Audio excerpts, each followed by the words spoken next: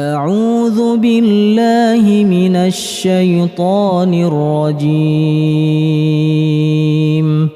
بسم الله الرحمن الرحيم.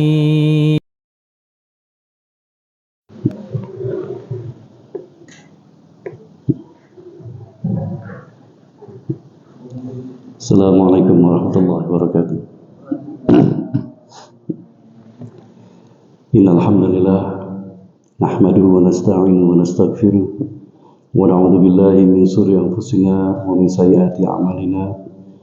May yahdihillahu fala mudilla lahu wa may yudlil fala hadiya lahu. Asyhadu an la ilaha illallah wahdahu la syarika lahu wa asyhadu anna Muhammadan abduhu wa rasuluh.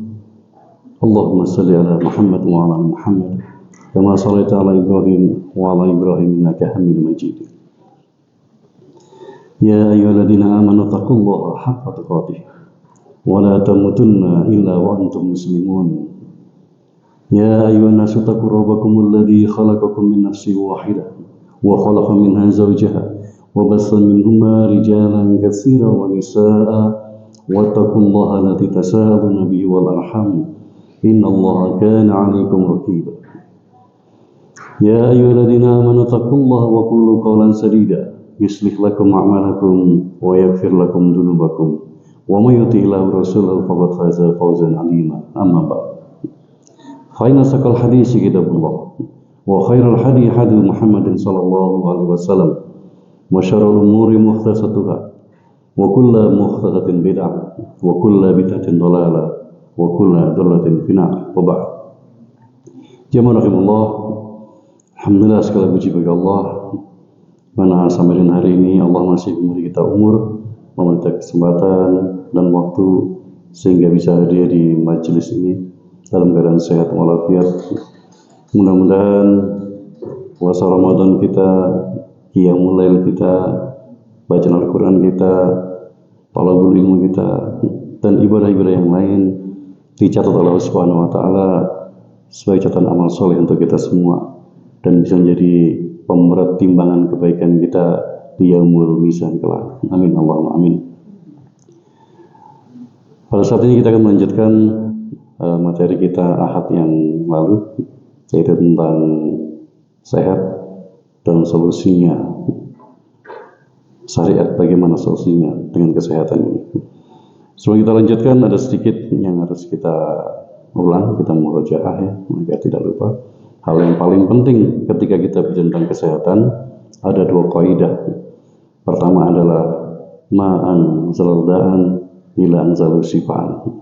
Tidaklah Allah menurunkan suatu penyakit, melainkan Allah juga menurunkan obatnya.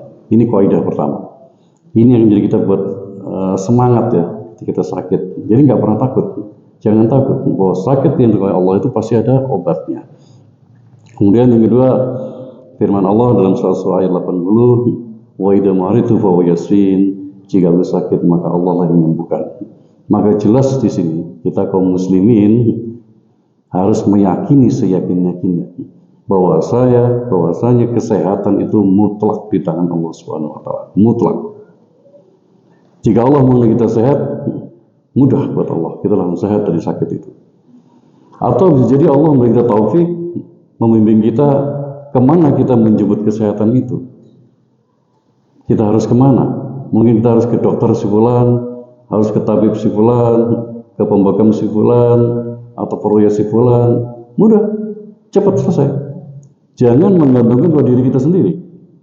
Kalau kita mencari tanpa melibatkan Allah, itu muter-muter. Allah mungkin menempatkan kesembuhan di sebelah kanan kita. Karena kita menuju kita sendiri tanpa kehadiran Allah, kita lewat ke kiri, nanti ke belakang, mundur, maju, muter, kelamaan, barulah ke kanan ketemu di sini obatnya. Itu bisa berisiko habis harta benda kita, mobil kita habis, sawah habis, dan segala macam. Sekali lagi, Rasulullah juga sudah mengajar kepada kita tibun nabawi, pengobatan nabawi. Kita singgung kemarin sudah, dengan cara konsumsi habat sauda, madu, berbekam, juga dengan Al-Quran yang kita kenal ruqyah.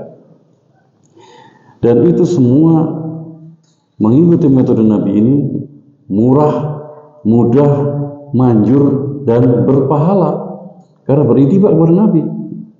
Apalagi yang harus kita lakukan? Itu langkah pertama ketika sakit. Kemudian kemarin kita juga sempat bahas cara ruqyah mandiri jika kita sakit. Kita perbanyak istighfar, berselawat kepada Nabi, kemudian meletakkan tangan di tempat yang sakit. Kita baca bismillah 3 kali, kemudian berdoa, a'udzu bi'izatil muqaddarihi min syarri ma ajidu wa adiru. Aku berlindung kepada Allah dengan keperkasaan dan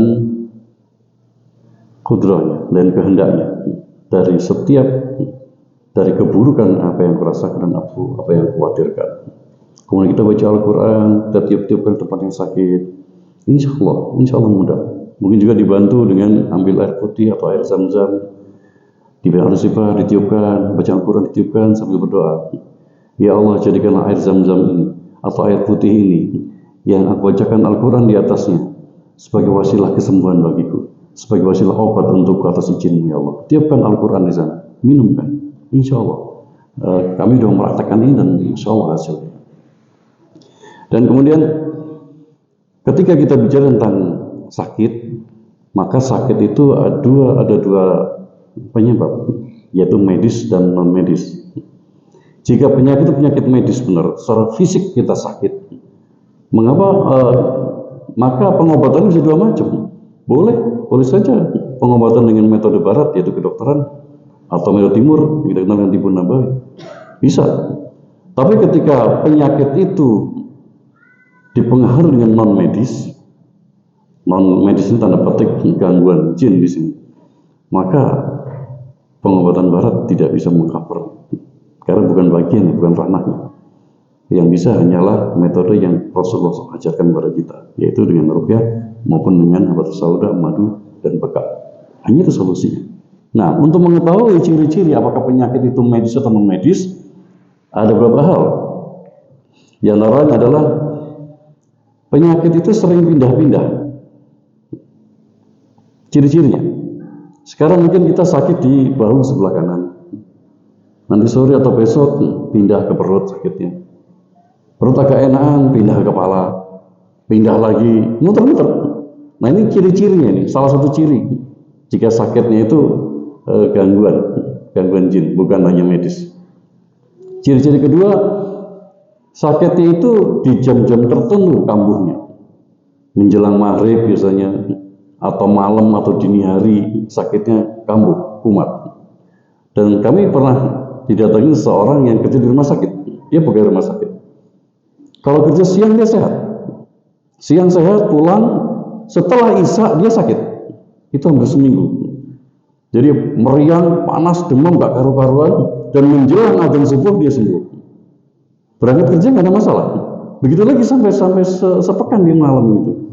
Nah, otomatis dia lapor ke teman-temannya, dia di pegawai rumah sakit, temannya dokter semua, diperiksa semua, ronsen segala macam nggak ada apa-apa, clear, nggak ada masalah. Tapi pulang dia sakit. Nah ini salah satu contoh aja itu. Nah kita nggak tahu apakah yang memiliki gangguan jin ataukah diganggu istrinya ketika di rumah dia stres jadi sakit, wallahualam. Tetapi emang ketika dia main ke rumah, saya ajarin, coba di ruqyah mandiri. Caranya seperti ini, kerjakan. Iya insya Allah. Dikerjakan emang. Besok saya tanya, gimana hasilnya? Iya alhamdulillah, saya clear malam ini. Berarti selesai. Nah, ini contoh aja. Kemudian yang ketiga, sering mimpi buruk. Sering mimpi buruk itu juga tanda-tanda sakit non medis. Mungkin jatuh ke jurang, tenggelam, digigit binatang, atau yang nggak nyaman, mimpi buruk itu sering terulang-ulang terus ya, itu indikasinya. Kemudian indikasi yang lain juga, setelah kita periksa ke dokter, cek lab mungkin, ronsen, MRI scan, nggak ketemu. Nah ini tanda tanya, ini berarti non medis. Juga ada lagi tanda-tanda lain yang antara lain mungkin emosi yang tinggi sekali. Allah itu memberi kita hawa nafsu, memberi kita emosi, cemburu, itu wajar. Dalam rangka skala 1/10 itu dia 1/5 ringnya, wajar. Tapi kalau misalkan marah atau cemburu itu berlebihan, 9, 10, banting gelas, banting piring, banting pintu, Bahkan mungkin kalau rumahnya ente dibanting jalan rumahnya, itu saking emosinya. Ini ada penumpangnya jangan-jangan. Ini gangguan jin bisa. Nah itu ciri-cirinya. Nah jamaah rahimahullah, untuk mendiagnosa sebuah penyakit itu butuh ilmu. Dan jika diagnosa itu tepat, mendekati sasaran, maka obat yang diberikan itu mendekati sasaran. Jika jauh juga. Mungkin ada contoh seseorang yang tiba-tiba sesak nafasnya. Nafas sesak, nggak didiagnosa kasih obat paru-paru. Padahal itu bukan paru-parunya yang sakit. Ternyata lambungnya yang sakit. Asam lambung meningkat, gasnya naik menekan paru-paru, jadi ampak, jadi sesak. Kasih obat paru-paru nggak mempan, solusinya ya obat lambung. Karena sesaknya bukan dari paru-parunya, dari lambungnya asli. Nah kalau kita diagnosa langsung paru-paru, obatnya obat paru-paru, kan nggak pas. Jadi sekali diagnosa itu sangat penting ya. Kalau dari keobatan mungkin kalau yang asam lambung tinggi itu biasa kita minum Proma, Milanta, Supralfat semacam itu ya. Kalau di ruqyah mudah sekali. Ruqyah diri Anda sendiri kok mulai panas gitu ya. Muntahkan. Asam lambungnya keluar. Panas, asam, kecut, perih, apa itu enggak enak rasanya emang. Ketika dia keluar, selesai. Yang keroknya asam lambung. Asam lambung itu berlebihan. Kita butuh asam lambung untuk bentuk pencernaan kita. Tapi dalam volume terlalu banyak, dia berefek buruk. Kalau gasnya naik ke dada, kalau ke jantung mungkin akan jantung. Kalau ke kepala kita kalut stres, itu asam lambung bawaannya. Nah, ini salah contoh diagnosa paling tepat. Nah sekarang untuk mengetahui apakah penyakit kita ini karena medis atau gangguan jin, dari ciri-ciri udah ketahuan. Nah sekarang pertanyaan adalah, jika kita sakit memang diganggu oleh jin, kenapa jin itu bisa masuk dalam tubuh kita? Ini yang kita harus penting. Nah dari sini saya akan jelaskan berikut contoh kasusnya, biar mudah kita cepat paham, sehingga kita mudah mengeksekusinya. Kalau kemarin kita sudah sampaikan ruqyah mandiri, dan Anda sudah praktekkan, mungkin insya Allah sudah bisa, alhamdulillah. Nah kalau sudah bisa membantu orang lain. Apakah keluarga, cucu, anak, ponakan dengan diruqyah. Terus kita butuh modal ilmu, butuh modal bekal ilmu untuk itu ya. Nah, kenapa jin itu bisa masuk ke dalam tubuh kita? Ada beberapa hal. Mungkin saya akan bahas 10 dan lebih mungkin biasanya, tapi 10 aja insya Allah. Mudah-mudahan waktunya sempat ya. Yang pertama, karena kita malas ibadah kepada Allah, tidak berzikir kepada Allah, kosong. Mungkin kita sering mendengar orang Jawa zaman dulu, orang tua dulu, jangan buang air panas sembarangan, nanti nggak baik, bisa kesurupan. Iya, penjelasannya ternyata apa? Ketika seseorang buang air panas sembarangan di halaman belakang, di bekas atau selokan, tanpa ta'awud, tanpa bismillah main siram, kebetulan ada jin di sana. Mungkin anaknya jin atau bapaknya jin, kesiram air panas dan dia marah, dia masuk ke dalam tubuh kita, bisa menyerang kita. Karena kita lengah, nggak pernah zikir, nggak pernah sholat, nggak terjaga badannya, kosong. Saya pernah melihat YouTube pengakuan seorang penyihir dari Amerika. Penyihir ini mengaku terus terang. Dia mengatakan bahwa saya mudah sekali menyihir manusia, tetapi saya agak sulit kalau menyihir orang yang beragama Islam. Ini pengakuan dia jujur. Mudah dia di Amerika. Nah kalau non Muslim banyak di sana kan, ya seperti itulah kehidupan mereka. Dan dia mengatakan mudah sekali saya menyihir seorang, tapi saya agak kesulitan jika menyihir orang yang beragama Islam. Itu artinya orang Islam itu terjaga. Jika dia sholat, bagi dikir pagi dan petang terjaga, ini terjaga, itu aman insya Allah. Tetapi tidak mutlak, tidak pasti 100% saya terlindungi. Tidak, kita nggak boleh sembrono. Kita ambil contoh aja. Rasulullah SAW, manusia yang paling mulia, kekasih Allah, dijamin surga. Kurang apa? Agama ini turun di malaikat Jibril datang kepada beliau. Kurang apa ilmu beliau? Tetapi beliau kena sihir juga oleh orang Yahudi. Itulah sebab turun surat Mau'izatain, Al-Falaq dan Anas, ya kan? Karena Nabi disihir oleh orang Yahudi. Itu bukti bahwa Rasul pun seorang hamba. Tapi beliau punya status yang istimewa, seorang hamba yang paling mulia di antara manusia yang lain. Tapi kita tidak boleh menafikan, beliau adalah hamba Allah. Sihir kena, apalagi kita. Kita tetap harus menjaga diri dengan zikir-zikir yang Rasul ajarkan. Maksimal. Jika itu kena juga, itu ujian buat kita. Ya. Jadi pertama, karena malas ibadah. Yang kedua, karena berbuat maksiat. Kemaksiatan yang di seorang itu jin mudah sekali dompleng misalnya, gabung misalnya. Kita ambil contoh aja seorang penjudi misalnya. Coba kalau dia main judi, kalau lagi kalah, merah matanya, emosi yang muncak. Dia berhutang-hutang untuk ikut main biar pengen menang terus. Emosi itu ditumpangi oleh jin. Akhirnya apa? Rumah yang dijual untuk bayar hutangnya. Itu parah sekali penjudi yang udah kelas berat itu ya. Maksiat yang dilakukan. Pemabuk misalkan. Sama aja pemabuk juga begitu.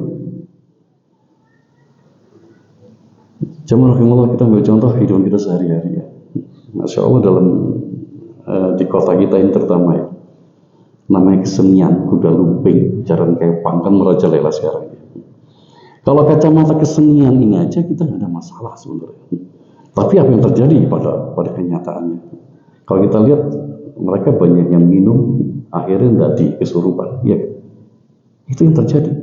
Kesenian ini dipelesetkan sampai hal yang sekedar kemaksiatan dilakukan. Ada mabuk di sana. Kalau saya perhatikan ya. Padahal Allah SWT berfirman, Inna syaitana lakum aduwwun mubin. Sesungguhnya syaitan adalah musuh yang paling nyata. Fa'aduhu, maka musuhi. Ini diajak followan. Ini fakta yang ada di masyarakat kita. Bukan saya mendiskreditkan nanti, wah ini saya dikepung orang karena ngelarang kuda lumping. Enggak. Kuda lumping jalan kapan itu kesenian, nggak ada masalah. Selama dia nggak mabuk nggak ada masalah. Ketika mabuk terus dati ini jadi masalah. Untuk syariat ya bermasalah. Ada untuk muamalah ya terserahlah, itu urusan bukan urusan kita. Kita bisa bilang begitu. Saya pun akan mengatakan begitu. Terserah. Mau mabuk silakan. Anda sendiri yang menanggung akibatnya. Tapi kacamata syariat, perbuatan maksiat ini, jin akan masuk dan mengganggu kita. 1, 2, 3. Sekarang berapa? Ketiga ya. Ketiga, jin itu kita undang ke dalam tubuh kita. Kita yang mengundang. Contohnya apa? Pasang sosok kecantikan, sosok kekuatan, sehingga makin kuat. Itu memang membantu loh jin. Seseorang akan jadi tampak kelihatan cantik dengan sosok itu. Dan seseorang yang tadi lemah kan kuat memang. Kita banyak menyaksikan seorang itu kuat sekali orang ini. Di luar kapasitas normalnya manusia, ukuran dia. Dia bisa berbeban dan segala macam melebihi kapasitas dia. Pasang sosok kekuatan.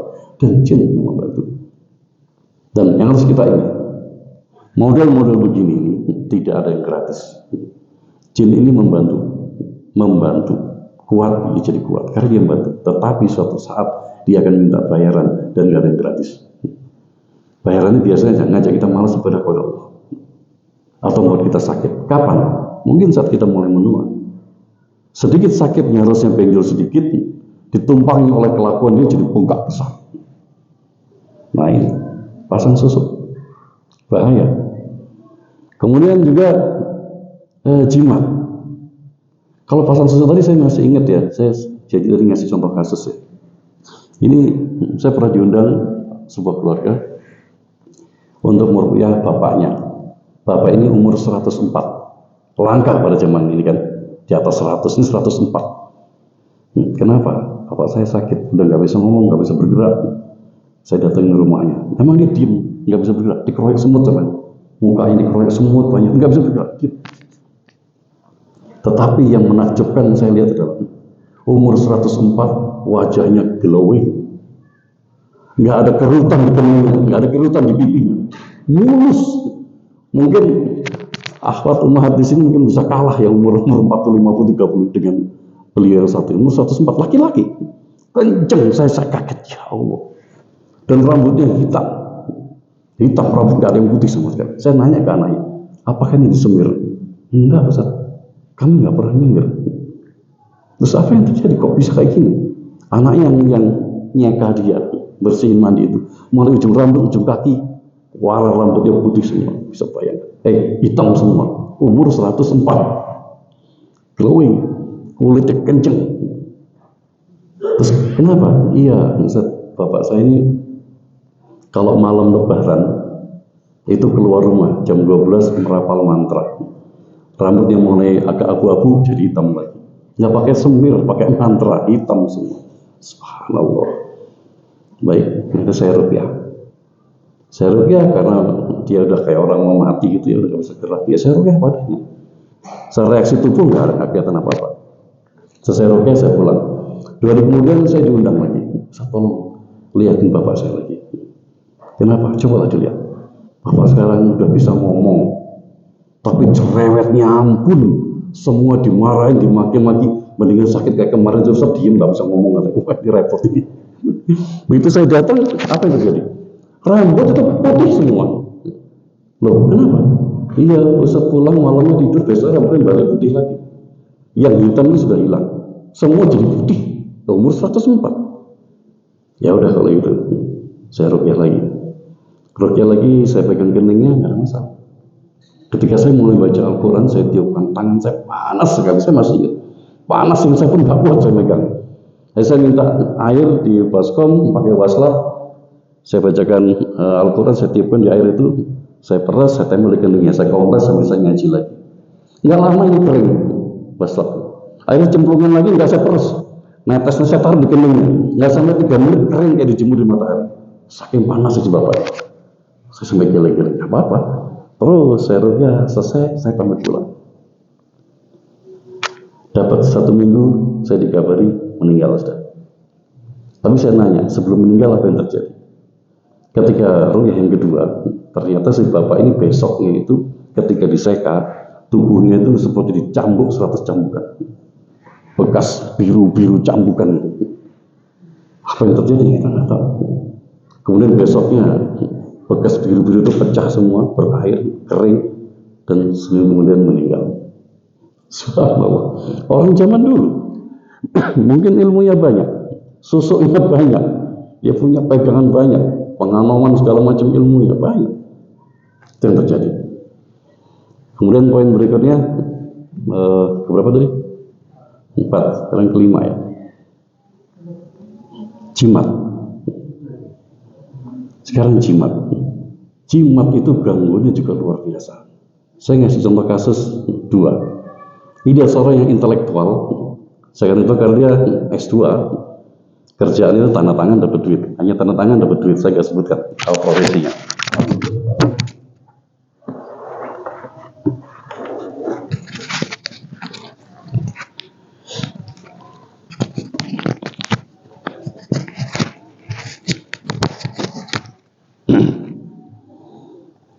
Orang ini tidak pernah sakit. Sampai ketemu saya itu, saya pengen sakit. Loh, kok aneh. Pembantu saya itu batuk dan pilek. Saya kok kepingin ya batuk, saya kepingin pilek. Nggak pernah sakit. Tapi badannya nggak enak. Nah kan lucu. Dia periksa ke dokter mana aja, cek up segala macam. Nggak ketemu penyakit, emang nggak sakit. Badannya gede, sehat walafiat. Tapi badannya nggak nyaman, dia bilang. Cek medis nggak ketemu. Bahkan batuk pilek pun dia kepingin karena nggak pernah. Ketika itu sama teman saya dibekam, ternyata darahnya nggak keluar. Itu salah satu indikasi juga. Jika ada pasien dibekam darahnya nggak mau keluar, jangan-jangan ada jin dalam tubuhnya, nggak mau keluar dia. Akhirnya harus diruqyah dulu. Ketemulah saya. Akhirnya saya nasihatin banyak, bapak punya jimat, ada akhirnya. Kalau ada jimat, serahkan saya musnahkan. Kalau enggak percuma, nanti saya ruqyah, jinnya lari, saya pulang, balik lagi ke tempat jimat itu. Saya bilang, saya takut-takutin dia. Pernah aman apa lagi? Dia hobinya itu ke makam-makam ini, makam itu, ke gua ini. Pernah cerita ke Banyuwangi jam 12 malam, katanya sama kiai diisi Syekh Abdul Qadir Jailani. Waduh, dia orangnya ini orang intelek loh, S2 masalahnya. Saya bilang ini pendidikannya bukan orang yang nggak sekolah, tapi dia percaya sama begini-begini. Akhirnya baiklah kalau gitu, ada jimat, ada satu. Kalau mau saya musnahkan, jadikan saya ruqyah. Kalau nggak mau, saya tak pamit pulang karena percuma. Kalau mau sehat harus diruqyah. Ya udah mau, dia panggil, Dek, panggilin tas kerjaku dek ke kamar. Ya diambil tas kerjanya. Pas dibuka, dikeluarkan jimatnya. 1, 2, 3, 4. Ternyata bukan 1 biji Bapak, 1 tas jimatnya. 1 tas, ngomongnya 1, bayangnya 1 biji jimatnya. Ternyata 1 tas. Ya mulai sikap-sikap, mulai sabuk, mulai keris, yang keris semar mendem atau apa katanya, saya nggak tahu, yang melingkar, yang ular apa itu, aneh-aneh bentuknya, merah delima atau batu apa itu. Udah akhirnya saya musnahkan, saya bakar di luar rumahnya, beres. Terus saya ruqyah, saya suruh dia bertobat kepada Allah. Apa yang dilakukan selama ini, kesyirikan yang dilakukan, bertobat semua. Saya ruqyah, di muntahnya cukup dahsyat. Alhamdulillah, beberapa hari kemudian telepon saya, Ustaz, saya sekarang batuk pilek. Nah, Superman berubah jadi Superman. Superman yang nggak pernah sakit sekarang jadi Pak Superman, manusia normal. Ya itulah umumnya kita manusia. Ada batuk, ada pilek, itu wajar. Ini jimat bahaya sekali. Yang kedua juga gitu. Ini malah gelarnya banyak sekali karena dia pejabat tinggi ya. Sekwilnya itu tinggi ya. Di kota, 5 kota lah ada di sini. Itu beliau nggak bisa tidur 2 bulan. Badannya habis. Nah, keluarganya dokter semua. Awalnya dikasih obat tidur 1/4, tidur. Lama-lama nggak mempan, dosis naik jadi setengah, tidur, terus nggak bisa lagi, tambah 1 butir, tidur, habis itu nggak bisa lagi tidur lagi. Obat tidur nggak mempan, apa? Obat penenang. Lanjutnya 1/4, setengah, 1, jatahnya gitu lagi. Akhirnya banyak penenang. Akhirnya keluarga itu menyerah. Pak D, saya nggak berani ngasih resep. Nanti kita ditangkap polisi karena ini termasuk psikotropika ya, penenang. Terus gimana solusinya? Ruqyah. Ya sudah, alhamdulillah. Qadarullah ketemu saya, dia di rumahnya banyak ya, dia pejabat yang di Malang itu. Saya datang ke sana. Ya namanya pejabat ya agak jaim ya, nggak mau cerita tadinya. Saya nasihatin banyak, mau lagi saya ruqyah aja. Saya ruqyah, saya pulang, saya cek besoknya, alhamdulillah bisa tidur 20 menit. Lumayan, 20 menit dengan pulas. Lumayan, energi agak balik dikit. Terus diulang lagi, oke, ulang lagi, saya datang lagi. Bapak kalau mau sembuh total, sudahlah jujur, saya percaya dengan para pejabat di Indonesia ini. Banyak saya kenal dan saya hafal. Mainannya begitu-gitu, rata-rata ya, bukan enggak semuanya. Akhirnya dia ngaku, iya, ada Ustaz di rumah saya yang di kota yang dia tinggal. Terus serahkan saya mau, saya musnahkan. Karena ini masalah kesyirikan. Ada rapat sama keluarganya, ya Ustaz, saya siap. Tapi saya izin ya, 1 aja. Saya ada 1 keris yang tidak saya serahkan. Serahkan ponakan saya yang dari Mataram di Lombok, katanya. Saya ketawa. Bapak kan sakit, saya bilang. Iya. Apa Bapak mau menularkan penyakit kepada ponakannya? Dia mikir. Iya ya Ustaz ya. Ya serahkan semua lah. Anaknya istrinya dukung. Iya Pak, serahkan semua. Coba serahkan semua. Waduh, dikeroyok, di akhirnya nyerah. Saya ruqyah lagi di rumah itu waktu itu. Bisa tidur 2 jam.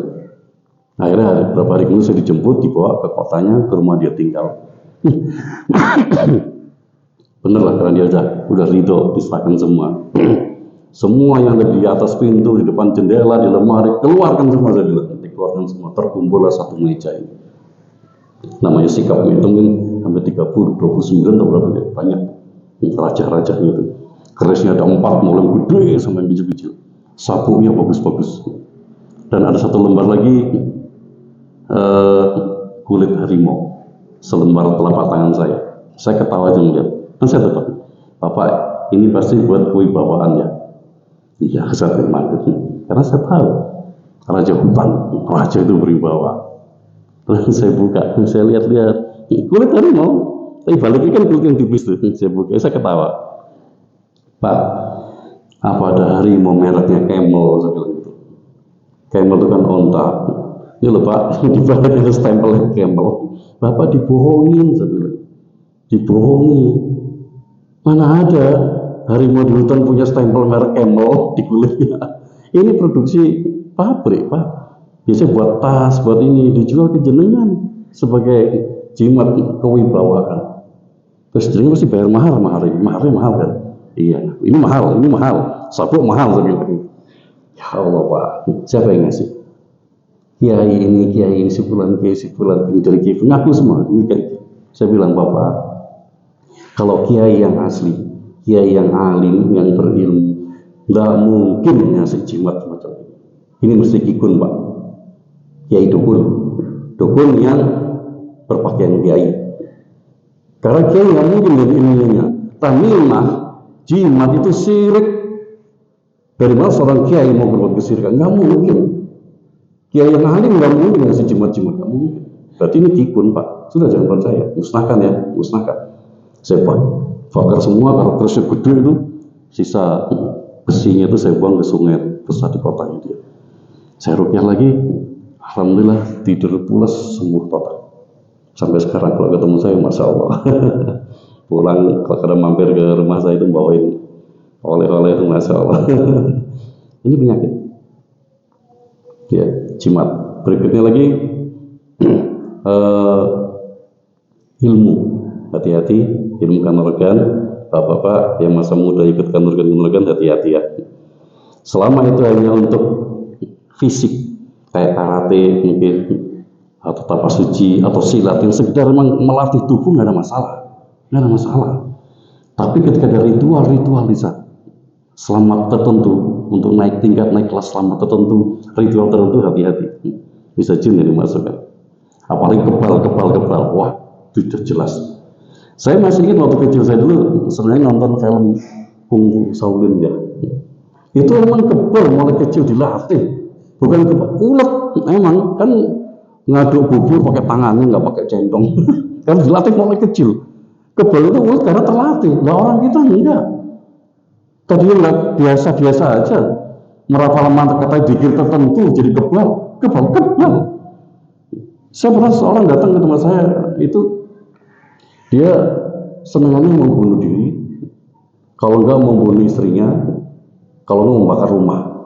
Itu terus kelakuannya. Ini laporan dari keluarganya. Ini kan suatu yang penyakit yang luar biasa kan. Dokter bingung, ini penyakit model apa ini? Stresnya kok keterlaluan ya. Kalau nggak bunuh diri, bunuh istrinya, bakar rumah. Di kota lain juga ada, dibawa ketemu. Ya emang matanya ngebleng, saya lihat ya udah nggak full. Saya rukyah, keluarga itu nganter ya. Muntah-muntah, sempat kesurupan, kita kesurupan dia ngaku, wah ketawa, saya Nabi Khidir dari laut mati gitu. Wah, Nabi Khidir main jauh banget ke batu ya. Kalau Nabi Khidir kamu pembohong, kamu jin, dia bilang. Kalau Nabi Khidir ngapain masuk ke tubuhmu? Mainnya ke sektar baca tembak lencer sana. Buat apa susah masuk ke tubuh? Ayo kamu keluar dari Allah. Oh, kita gila, bertakwa Allah. Saya rukyah lagi, muntah, sembuh. Bisa melihat ini, mulai saudara saya lihat matanya, benar nggak? Ya ini matanya, ini bukan mata kelihatan nggak? Udah bawa pulang. Seminggu kemudian apa yang terjadi? Saya dapat laporan, tangannya dijahit 29 jahitan. Dibawa ketemu saya. Kenapa Mas bilang? Terus saya kan tahu ya, saya nggak tahu lah, nggak bilang. Oh, kamu di kota sana, saya di sini. Tadinya begini-begini. Tangannya main baca-baca. Ketika saya rukyah, jin yang bantu dia kebal itu rupanya udah pada keluar. Ketika dia baca-bacaan lagi, jebol tangan nggak ada yang bantu. Ini fakta. Ini kan bahaya. Nah, yang pernah ikut latihan macam ini, kebal-kebalan macam ini, walaupun itu sudah 20 tahun yang lalu nggak dipakai lagi, hati-hatilah. Dia masih ada di dalam tubuh dan harus dikeluarkan. Ada metode yang khusus nanti. Berikutnya lagi, tadi kita sampai mana? Ilmu ya. Sekarang nasab, jin nasab. Nasab itu keturunan. Apakah kita ini keturunan jin? Bukan. Kita ini manusia. Kok dibilang jin nasab? Mungkin kakek moyang kita zaman dulu tuh orang sakti zaman dulu kan, wajar zaman dulu ya, zaman perang, zaman VOC, zaman Belanda dulu. Ilmu gitu baca. Nah ketika kakek moyang kita meninggal, jin ini belum mati, nggak mati, dia umurnya panjang jin, tapi tetap mati, cuma umurnya panjang. Nah dia nyari anaknya, nggak cocok, nyari cucunya nggak cocok, cicitnya, buyutnya. Mungkin generasi kelima masuk dia ke tubuh itu, masuk ke buyutnya. Apa kira cocok nggak cocok itu? Kriteria adalah karakter. Jin yang sabar, nggak mau masuk pada manusia yang keren, nggak mau. Jin yang keren nggak mau masuk pada manusia yang sabar, nggak mau juga. Jin yang sabar masuk pada manusia yang sabar. Nah ini cocok, dia masuk di situ. Biasanya ketika kita ruqyah, dia selalu alasan mesti ketika dia bereaksi di keluasan, saya menjaga, saya mencucu saya menjaga. Saya selalu bilang, nek, kalau emang cucu kemudian kamu menjaganya bukan begini caranya. Keluar kamu, bertobat kepada Allah. Jaga di luar cucumu. Kamu nggak boleh masuk tubuh manusia. Batil, zalim. Baru menurut banyak kejadian semacam ini. Ada juga yang nawar. Ya saya keluar, tapi saya boleh ya ikut sholat sama dia. Oh boleh, saya bilang. Ikutin sholat. Kalau mau belajar ke masjid sana. Itu ada masjid yang sunnahnya tegak. Ikutin manusia yang sholat tegak sana. Ikutin. Izin dulu ya. Masya Allah. Kita ruqyah, muntah sembuh selesai. Nasab. Begitu juga berikutnya adalah indigo. Indigo bisa melihat makhluk. Sebagian masyarakat kita mengatakan indigo itu sebuah karomah, kelebihan. Kalau syariat kita yang agung ini mengatakan itu penyakit, bukan karomah. Karena pada dasarnya nasnya semua manusia kecuali yang Allah kehendaki, para nabi dan rasul, orang-orang soleh yang khusus mungkin, pada umumnya manusia tidak akan bisa melihat jin. Sesuai dengan firman Allah, innahu yarakum wa qabiluhu min haitsu la tarawna. Innahu yarakum wa qabiluhu, sesungguhnya jin dan qabilahnya itu bisa melihat kalian min haitsu la tarawna, dari tempat yang kalian tidak bisa melihat mereka. One way, satu arah. Jadi kalau di masjid ada jin, dia bisa melihat kita lagi ada di masjid Stalin, tapi kita nggak bisa melihat mereka. Nah, kenapa sampai seperti itu? Indigo. Apa yang terjadi? Biasa ada jin masuk ke tubuh kita dan dia meminjamkan matanya untuk melihat kaumnya. Di sana ada anak kecil, di sana ada orang tua rambutnya gondrong. Nah seperti itu. Kalau kita kemana-mana terus kelebat, kelihatan nggak ada masalah sekali tembok. Tapi yang ini setiap saat bisa melihat indigo itu. Oh di sana ada, di sana. Saya sering ya ketika kemana bilang, Ustaz di rumah saya ada nggak Ustaz? Ustaz bisa melihat nggak? Saya nggak pernah bisa melihat jin dan saya nggak mau melihat. Karena saya jelas saya nggak bisa melihat dan saya nggak akan melihat juga andai kan bisa. Ngapain bisa melihat makhluk semacam ini?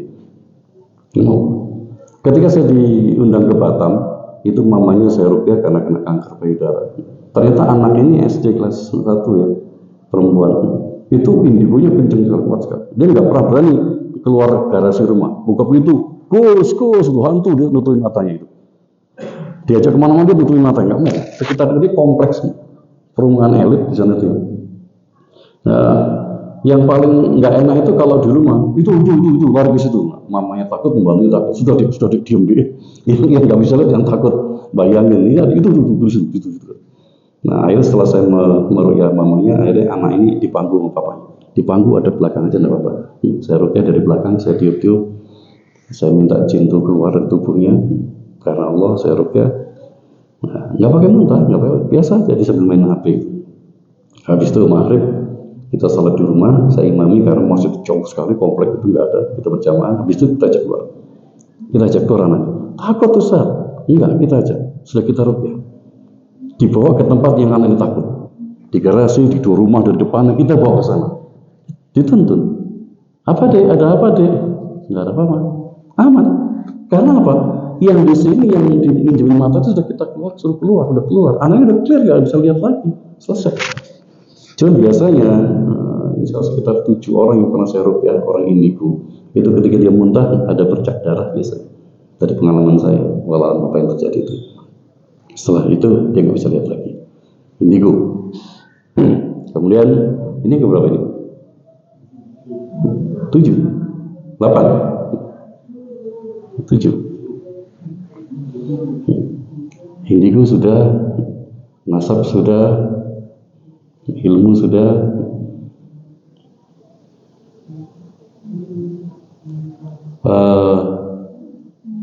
Dikir yang salah, dikir yang bukan berasal dari Nabi, apalagi jumlahnya ratusan, jumlahnya ribuan, ini bahaya sekali. Bukan dapat pahala karena menjadi Nabi, bahkan jin yang masuk yang datang. Saya masih ingat juga ini pengalaman, karena saya kasih contoh kasus ya. Ada anak SMA di Malang, kelas 3, udah 3 bulan nggak sekolah, harus kan ujian akhir itu. Bapak ini minta keringanan ke kepala sekolahnya, izin tidak sekolah karena ini sakit. Sakitnya apa?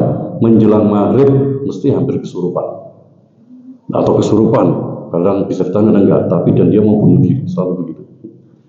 Dibawa ke dokter, dikasih obat, otomatis kasih obat, nggak sembuh-sembuh. Bapak ini kurasa dibawalah ke orang pinter, ya macam-macam, ada ustadz, ada syekh, ada habib, kata istilahnya ya, bisa kita nggak tahu sebutannya. Nah, mereka mengatakan ini gangguan anak bapak ini, jangan dibawa ke dokter, percuma. Ya sudah, ditangani oleh mereka, nggak sembuh juga, nggak clear. Lalu dibawa ke dokter sama bapaknya. Ini kasih obat apa kemarin? Ini terus dibawa kemana aja? Ke orang pinter ini. Si dokter bilang, ini sakit medis, jangan dibawa ke orang kayak gitu, nggak akan sembuh. Nih saya obati, nggak sembuh lagi. Dibawa ke orang pinter lagi katanya. Ke kiai, dia ngomongnya ke abah, ke pak haji ini, ke ustadz ini, ke habib ini katanya. Ini pengakuan si bapaknya. Nggak ketemu juga, bolak-balik. Qadarullah, temennya dia itu teman saya sekolah. Kita mulai ketemu di Malang. Nah, saya begitu datang, lihat anaknya gede sekali, ambil saya ini SMA ini. Wah, ini kalau kesurupan saya dibanting, saya juga kalah ini. Tapi untungnya bapaknya ini juga pelatih karate dan hitam. Nah, oke juga, siap-siap jaga Pak ya. Saya rukyah biasa, muntah biasa, nggak terlalu heboh ya. Terus saya lihat lumayan sudah, ya coba, udah pulang. Pulangnya saya tanya, gimana Pak? Alhamdulillah sudah aman Ustaz. Udah nggak kesurupan, nggak mau bunuh diri, udah aman. Alhamdulillah. Seminggu kemudian saya ditelepon, Ustaz tangan saya lari, hilang dan kumat lagi. Terus mulai asar dia naik motor sampai ke Lawang sana katanya, jam 10 baru pulang. Terus kambuh lagi, dibawa ke saya lagi, ketemu lagi, saya tanya, kenapa? Nggak tahu Ustaz. Saya tanya, salatnya gimana? Salatnya rajin, puasa, baca Al-Quran, baca. Bahkan salat tahajud nggak pernah putus. Masya Allah ini anak, saya bilang. Kelas 3 SMA jarang-jarang, biasanya kan nakal-nakal. Ini enggak, sholatnya rajin, baca Al-Quran iya, tahajud iya, jarang loh. Bukan anak pondok ini. Akhirnya saya terlintas ini. Saya tanya, Mas suka dzikir? Iya. Dzikir apa yang dibaca? Nah ini dia. Tadi dia nggak ngaku, baru dia ngomong. Saya dzikirnya akhafullah. Akhafullah berapa kali Mas? Sekian. Wah, hampir ribuan dia baca. Kamu tahu artinya akhafullah? Nggak tahu katanya. Atas kamu namanya tahu dari mana? Dari YouTube katanya. Subhanallah. Akhafullah itu banyak sekali dia sebutin. Saya katakan, saya masih ingat Mas, di surat Al-Hasr Allah berfirman dalam surat Al-Hasr 10 insyaAllah. Kama sali syaitan idqal insani kufur. Permisalan syaitan itu mengajak manusia untuk kufur kepada Allah. Falama kafara, dan setelah masuk kufur ikut ajakan setan ini. Apa kata setan? Qala ini bari'u minka, sesungguhnya aku berlepas diri dari kamu. Ini akhafullah rabbal alam, sesungguhnya aku pun takut kepada Allah. Akhafullah, aku takut pada Allah, aku takut pada Allah. Dikira semacam ini. Saya katakan Mas, akhafullah, takut pada Allah itu memang kewajiban umat muslim dan seluruh manusia wajib takut pada Allah. Cuman Ahlussunnah takut kepada Allah adalah khauf raja. Takut kepada Allah jika amal tidak diterima, sekali raja berharap amal diterima. Itu sunnahnya. Bukan hanya akhafullah, akhirnya ini yang terjadi. Ada ketakutan ketika lari, kamu kenapa takut sekali? Kamu sehari lari kemana? Sampai Lawang. Kenapa? Aku takut. Apa yang kamu takutin? Nggak tahu, kok saya takut sekali. Sampai akhir mau bunuh diri lagi ada ketakutan. Iya, dikir-dikir semacam ini. Akhafullah sekian ribu kali. Sudah hentikan dikirnya. Saya rukyah lagi. Sampai sekarang nggak ada kabar. Sekolah lagi mungkin lulus insya Allah. Ini contoh-contoh aja. Berikutnya lagi adalah yang terakhir. Ada juga sih sebenarnya kesombongan. Sombong ini juga celah jin masuk ke tubuh kita. Oleh karena itulah semua yang ada di sini, termasuk saya pribadi di majelis ini, jangan pernah merasa diri kita paling pintar. Ada langit di atas langit, ada orang pintar di atas orang pintar. Semakin antum belajar dan kita semua belajar, semakin tawadu. Jika ada saudara kita yang datang baru ngaji, rangkul dia. Rangkul, jangan dibiarkan. Jangan kita merasa ini senior, itu orang baru ngaji. Jangan diabaikan. Justru dirangkul. Dari mana Mas, dari mana Mbak, siapa namanya? Oh besok Ustaz ada kajian lagi, Ustaz ini besok. Dirangkul, itu bisa nyaman.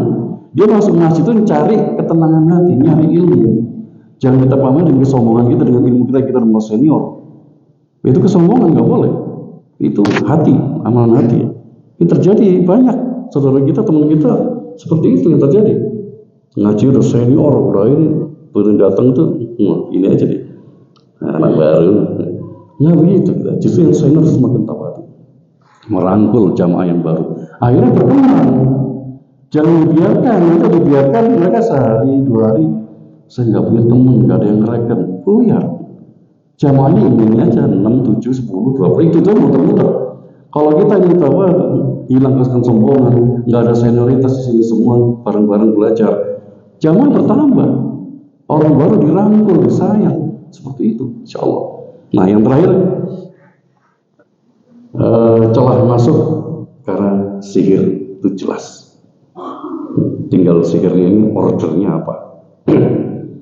Orang ini order ke dukunnya untuk apa? Sihir marit kita dibikin sakit, sihir tabrik kita dibikin bercerai-berai, keluarga kita, rumah tangga kita, suami istri. Sihir mahabbah, sihir cinta, pelet, kita akan nemuin seorang yang tadi kita benci. Bahaya. Ada juga sihir untuk merusak usaha kita. Usaha kita jadi sepi, yang saya bilang tempoh hari ya, saya ceritakan yang waktu kajian awal. Warung jadi tutup, masakan jadi basi. Ini sihir semua. Dan itu harus diruqyah, solusi cuma diruqyah. Saya diundang tempat food court di tempat wisata, ramai sekali dia bisa. Rata-rata 2 juta per hari omsetnya. Pas ramai-ramai high season ini omsetnya makin turun 400, 300, 50 ribu, 20, song 4 hari kosong, nangis. Apa yang terjadi? High season ramai-ramai yang nggak ada omset. Saya datang di tempat itu, saya nanya, Ustaz, apa stand apa? Pakaian atau makanan? Makanan. Ketika saya datang, saya cuma nanya, sepi atau basi? Sepi, Ustaz. Kalau sepi berarti tutup. Kalau basi berarti dibikin basi. Hanya itu aja, 2 itu. Nggak bisa bergerak kita. Kalau basi apa yang kita jual? Kalau tutup siapa yang mau beli? Ditutup oleh mereka. Kita ruqyah, kita suruh pergi, siapa yang menghalangi itu? Alhamdulillah, besoknya dapat omset 350 ribu. Saya cek lagi naik 500, naik 1 juta. 2 minggu umat lagi. Wah, ini dikerjain lagi rupanya. Saya datang yang kedua, saya ruqyah, normal lagi. Berikutnya lagi saya nggak boleh masuk sama security. Ini repot. Nah, bedanya apa sih? Kalau kita sebagai pedagang, ya kita display semaksimal mungkin, harga kita jual bersaing, kemudian kita berdoa kepada Allah minta rezeki. Berapapun lakunya hari itu, ya itu rezeki kita dapat. Ngapain jadi penglaris? Itu jin semua. Apalagi nutupi usahanya orang, itu batil, itu tolim, dan terjadi. Nah orang yang ke tempat saya bersihkan. Selebihnya saya nggak tahu omsetnya berapa, rezeki dari Allah saya nggak tahu. Saya cuma membersihkan kalau ada yang nutupin. Beda dengan orang umum pada awal, pada umumnya orang-orang jika sepi sowan jadi ramai lagi, sowan jadi ramai lagi, ini dipertanyakan. Sowan dalam rangka apa kok jadi ramai? Kalau mau ramai, ditata yang baik dagangannya, dimurahkan dikit misalkan, ramah, udah nunggu rezeki dari Allah, simpel. Seperti itu. Nah, cara mereka masuk itu seperti itu. Nah, eksekusinya bagaimana? Kalau kemarin mereka mandi, sudah kita ajarkan, hampir sama ketika kita membantu orang lain meruqyah. Suruh dia duduk di depan kita. Kalau laki kita boleh pegang, kalau perempuan kita nggak boleh pegang, bukan mahram kan. Istighfar sebanyaknya, baca sholawat, memuji Allah sebanyak-banyak pujian, ya Rahman, ya Rahim dan lain-lain. Kemudian berdoa kepada Allah, ya Allah ridholah ruqyah ini ya Allah, ridholah ruqyah ini ya Allah. Jika sakitnya, sembuhkanlah sakitnya. Jika sakit diganggu jin, bila kemudian suruh jin keluar dari tubuhnya. Nah gitu. Kemudian kita bacakan doa dari Nabi. Allahul Rabbal Arsyil Yasiyah 7 kali. Kalau itu disendirikan beda, ini untuk orang lain. Allahul aku mohon kepada Allah yang Maha Agung, Rabbal Arsyil, Tuhannya Arsy yang agung, Yasiyah akan menyembuhkannya. Dan kita baca doa Bismillahirrahmanirrahim dengan nama Allah meruqyah min kulli syai'in yudika, dari segala sesuatu yang menyakitimu, min syarri kulli nafsin aw 'ainin hasidin, dari keburukan jiwa dan mata yang hasad. Allah yasfika, semoga Allah menyembuhkanmu. Bismillahirrahmanirrahim dengan nama Allah meruqyah. Udah baca Al-Quran, bacakan, terus perintahkan, ya jin, kalau kamu mengganggu manusia dan kamu tinggal tubuh demi Allah, keluarlah kamu karena Allah, bukan karena saya, keluar karena Allah. Bertakwa kepada Allah, bacakan, suruh dia muntah. Paling gampang, keluar jin itu indikasi dari muntah. Antum makan soto satu mangkok di rupiah, nggak keluar nasinya, lendir, itu muntahnya. Ada yang dahsyat, ada yang biasa-biasa, tergantung kan buat. Bisa keluar lewat keringat, bisa lewat pipis. Saya sering kalau mulai itu dimuntahi orang terbiasa. Ngompol itu kalau kita minum satu gelas, ngompol satu ember, bahkan BAB di tempat kita pernah mulutnya itu terjadi. Dengan durasi bacaannya apa? Secara keumuman hadis sejarah itu Al-Fatihah, ayat kursi 30. Tetapi saya merujuk pada kitab Syekh Wahid Abdul Salam Bali, pakar ruqyah mutama, pakar ilmu gaib. Itu antum bisa tulis kalau mau agak banyak ya apa yang harus dibaca. Al-Fatihah, Al-Baqarah 1 sampai 5, Al-Baqarah 102, Al-Baqarah 163 sampai 164, Al-Baqarah 255, Al-Baqarah 285 sampai 286, Ali Imran 18 sampai 19,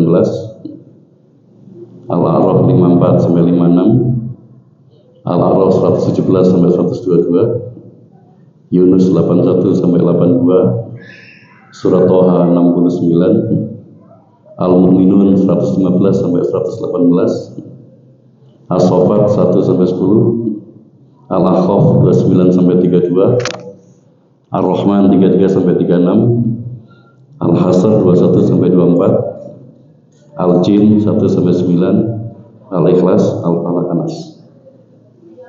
Tetapi surat dalam Al-Quran keseluruhan bisa dipakai untuk meruqyah.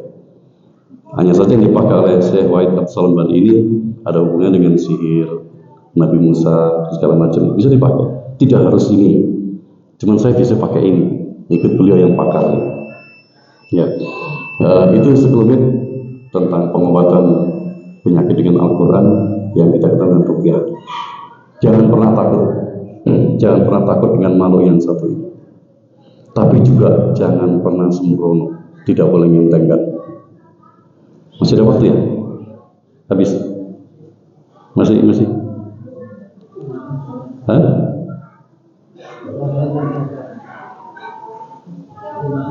Lima tiga, dikit lagi ya. Saya pernah pengalaman ada seorang ibu-ibu dan suaminya ke rumah saya. Di depan pagar gemeter gitu. Waduh, saya dengan nyaman minta diruqyah. Saya emang nggak pernah mulai di rumah karena terlalu beresiko. Saya datengin orangnya dimanapun dia berada, saya datengin. Tadi dia sempat masuk, mohon maaf Bu, saya nggak mau ibu ya di sini. Itu udah tanda-tanda mau muntah aja, lihat saya udah gemeter gitu. Nggak apa kalau muntah-muntah aja. Tapi sebagai ibu pulang aja, besok ketemu saya di Malang. Rumahnya di Malang. Besok ketemu saya di Malang. Saya katakan gitu. Saya tanpa tahu, tanpa istighfar, ini penyesalan buat saya masih ingat.